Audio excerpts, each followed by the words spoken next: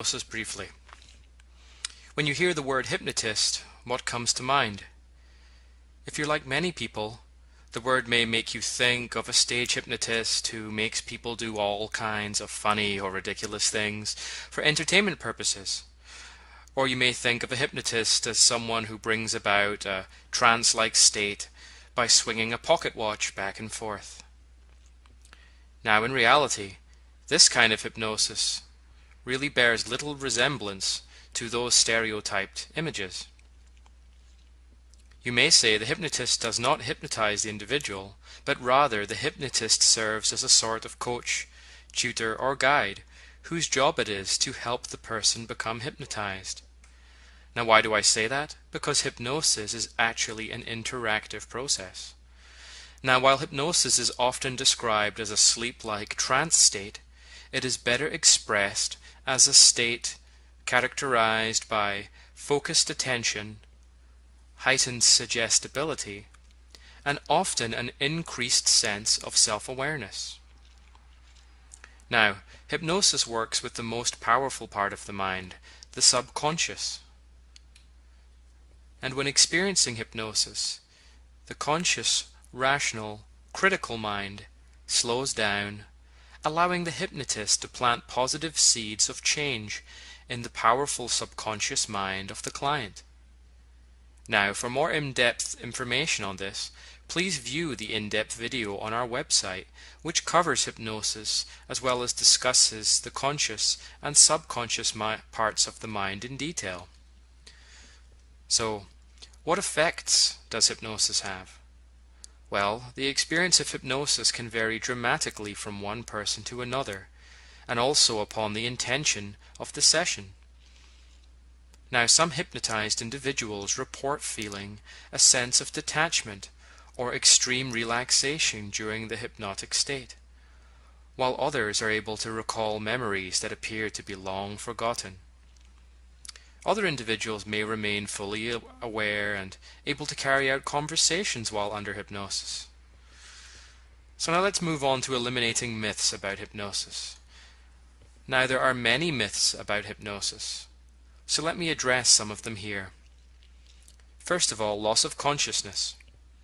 A person in hypnosis is in an altered state of consciousness, but he or she is aware of what is going on and is not in a sleep state. That's right, someone in hypnosis has complete control and may speak, open their eyes, move around any time that they wish. There is no loss of consciousness. If you did fall asleep during the session, then you would be woken up by the hypnotist, but there is no loss of consciousness. Number 2, hypnotized people do crazy things while in hypnosis. Now, this is also a myth. Stage hypnosis exists for entertainment of the audience, but it has given a very wrong impression of the more clinical hypnosis, which we practice. Now, hypnosis or hypnotherapy exists for the realization of the client's goals, to release limiting or negative habits, fears, or any physical discomfort. Now, we've already briefly discussed this, but number 3, surrendering of the will or loss of control. Now again, hypnotic subjects remain in total control and will never do anything in hypnosis that he or she would not do in their usual state of consciousness, because you are you and you remain you throughout the session. Number 4, weak-mindedness. Now, some people believe that intelligence can be a barrier to being hypnotized. Some people believe that they can be too intelligent to be hypnotized. Some may even believe that they're not intelligent enough to be hypnotized. The truth is, it doesn't matter. You only need average intelligence to be hypnotized, because you only need the ability to imagine and concentrate. The very fact that a client is looking for another tool to help themselves with an issue and is willing to do the work they have to do suggests a strong mind. Now, number 5, revelation of secrets.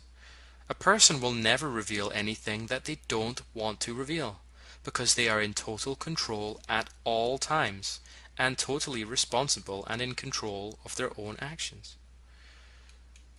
Very good. Now, a fear of getting stuck in hypnosis, number 6. Now, a subject can't get stuck in hypnosis because what keeps a person in hypnosis is the hypnotist's constant dialogue. If the hypnotist stops talking, the client will do one of two things. They may emerge from hypnosis curious to see why the session stopped, or they'll be so relaxed that they just fall off to sleep and take a nap, from which they would wake up naturally, just like a nap. Now, number 7, hypnosis weakens the will. Now, a person will not succumb to any suggestion given by the hypnotist that is contrary to their goals and wishes, because they remain in total control.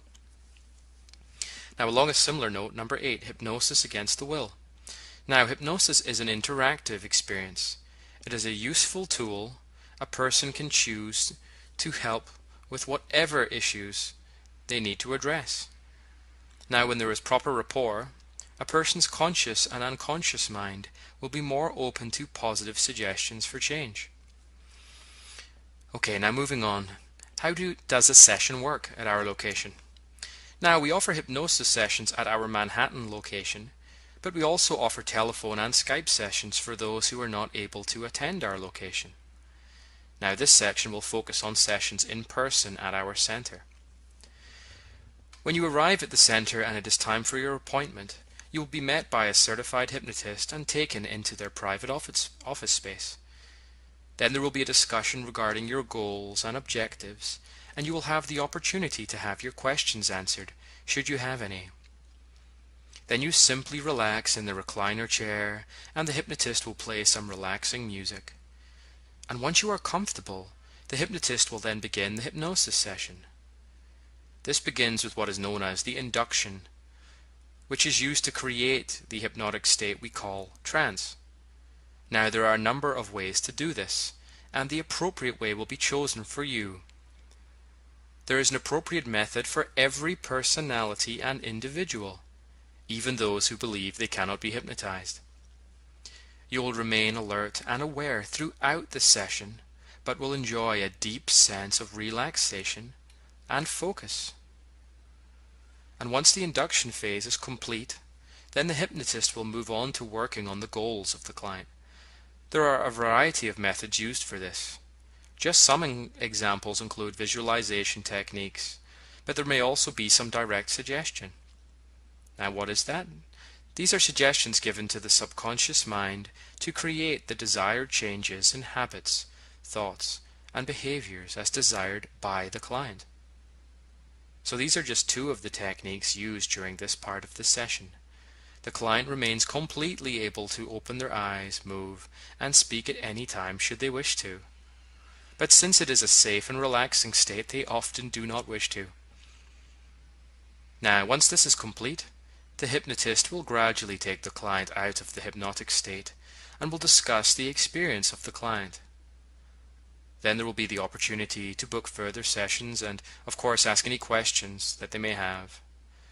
So this was just intended to provide some basic information about what you could expect should you wish to come and have a session with us. So thank you for listening to this recording,